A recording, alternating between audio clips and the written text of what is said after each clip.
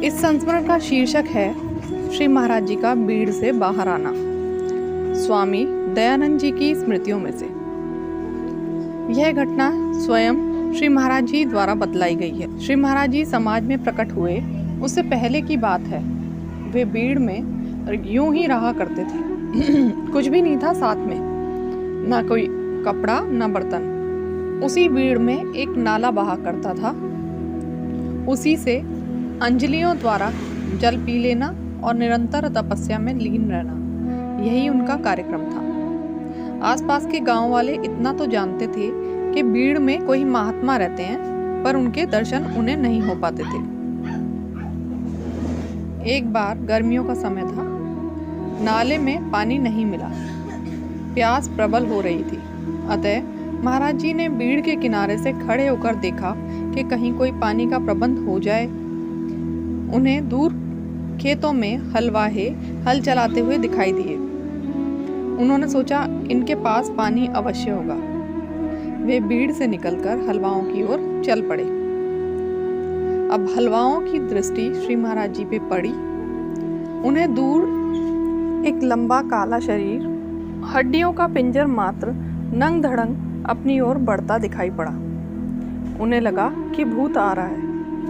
उन्होंने हल चलाना तो बंद कर दिया और भूत भूत चिल्लाने लगे और भाग गए। इतने में ही एक बूढ़ा आदमी जो इन हलवाओं की रोटी लेकर आया था, इन सबको भयभीत देखकर, एक ही दिशा में घूरते हुए देखकर उसने पूछा, क्यों भाई, उस तरफ क्या देख रहे हो? उन्होंने जवाब दिया, देख वो क्या आ रहा है, वह काला काला हड्डियों का पिंजर सा, ना जाने भूत है कि प्रेत। उनकी बात सुनकर बूढ़ा बोला, भाई तुम यहीं ठहरो, मैं जाता हूँ। इस भीड़ में एक महात्मा रहते हैं, कहीं वे ही तो ना निकल आए हमें दर्शन देने के लिए। अतः रोटी रखकर वह बूढ़ा डरता डरता श्री महाराज जी की ओर बढ़ा। श्री महाराज जी के निकट पहुंचकर हाथ जोड़कर बोला, आप कौन हैं? श्री महाराज जी ने उत्तर दिया, हम कोई नहीं, साधु हैं। प्यास लग रही थी तो हलों को देखकर हम पानी पीने के लिए आ गए थे।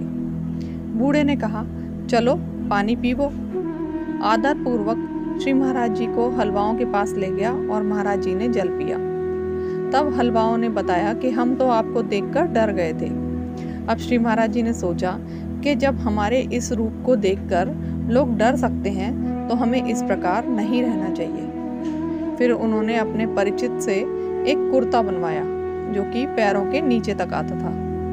इसके पश्चात श्री महाराज जी वहाँ से कब निकलकर कहाँ कहाँ गए वह नहीं पता।